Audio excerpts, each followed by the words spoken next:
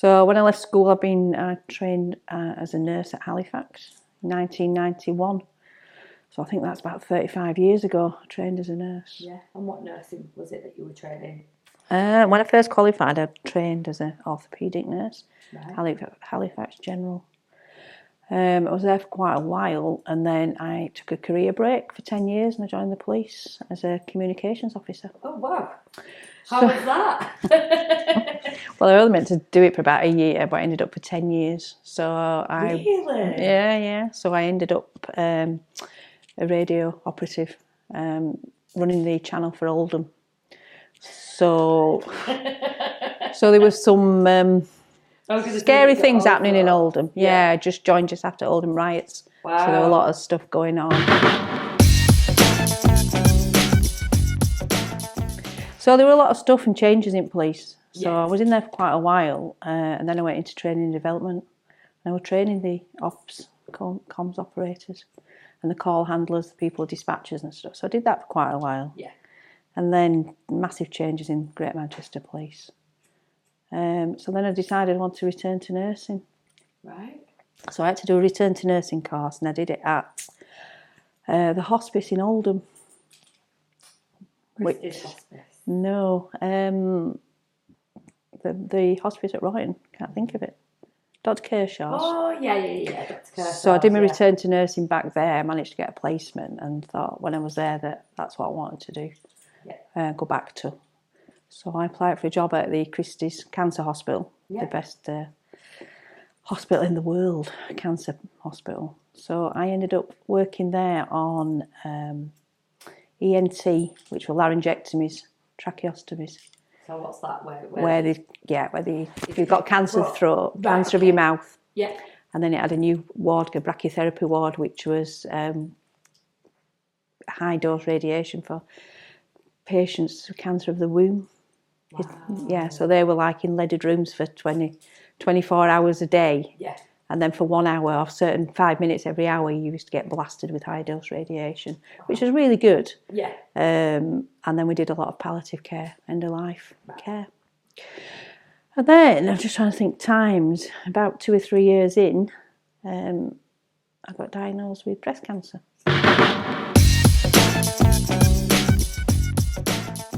So it was like a busman's holiday then.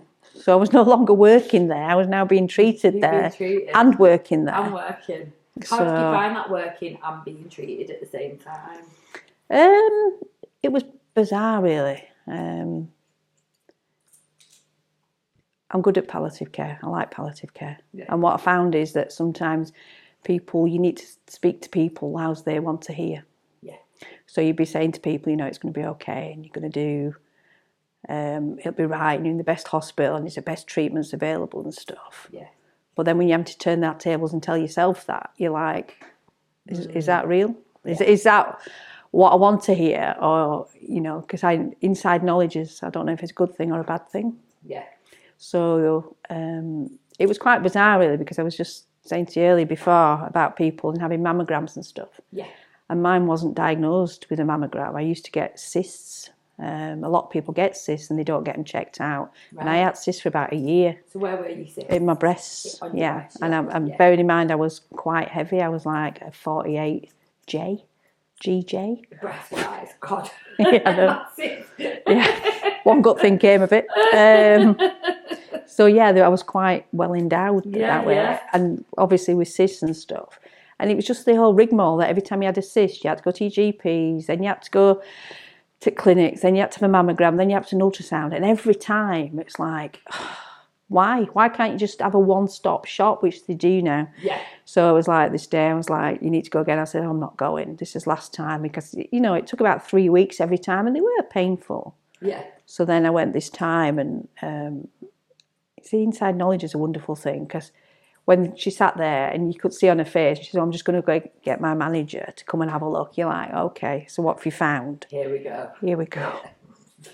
So I was treated at the Victoria Breast Care Unit in Oldham with Miss Bramley, Maria Bramley, and they came in. And it was a one-stop shop. They said, we're going to take a biopsy. We found something behind the cyst. Yeah. We'll take a biopsy. And if you come back at 5 o'clock. So I was like, have some results. Yeah. So I was like, this is about 10 o'clock. I was like, "You're kidding." So I went home and I'm like, I've got cancer. And my partner was like, no, you're just thinking, don't think like that. I was like, it is.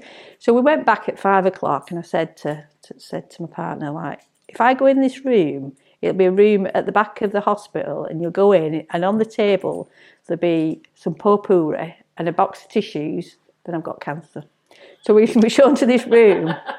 We opens the door, table in middle, bowl of potpourri and a box of tissues. And I said, told you, I've got cancer. Yeah. So Miss Bramley came in. And I said, yeah, and there'll always be a lady that comes in at back with a clipboard. So the consultant came in and the lady at the back came with a clipboard from Macmillan.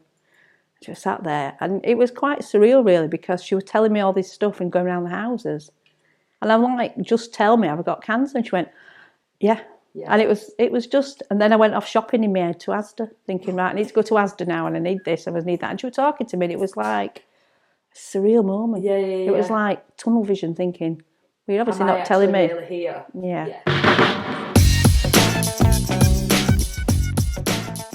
And I think it's like everybody else. You just go home then thinking, do you know what, that's it. I'm not going to see my children grow up or get married. And, you know, I think we had a 2-week wait. We took the kids off for a break and I've got planned surgery to come in. And they went, you need surgery, this is what we're going to do. And we're going to do your breast reduction as well and the cysts and stuff. We're going to take the tumour out, blah, blah, blah. And for like 2 weeks, it's like, it's bizarre. But when you're telling people, that's your job to tell people, you're thinking. And the amount of people's like, oh, it can be this, it can be that. And you know what it is and you know what it's going to be like. So came back, had the surgery. Luckily, I didn't need chemotherapy at that time. So I had doses of radiotherapy. And how did that affect you, the radiotherapy?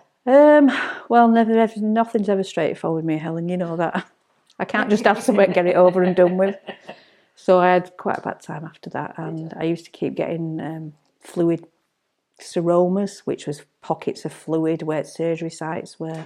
Right. And it was just awful. So they have to keep going back every other day and they drain off like mils, 100, 200, 300 mils of this fluid it was collecting all the time.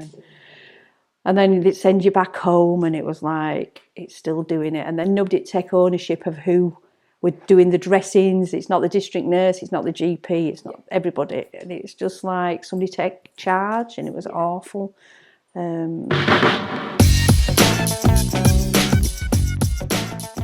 Get to your 5 years, there's this massive thing with cancer and patients. You get to 5 years, you can ring the bell, you're cancer free. Yeah. And my consultant always said to me, she said, Helen, I will never tell you that you're cancer free. Right. I will never ever tell you that because I won't tell anybody. Yeah. And as much as I think people have to do what's right for them, and in that moment, if that's you ringing the bell and you've got the all clear, 100%, I'm not saying you can't go in remission. Yeah. Fine, do it. So I was like that week before my 5-year anniversary. Well, what happened? My cancer came back. So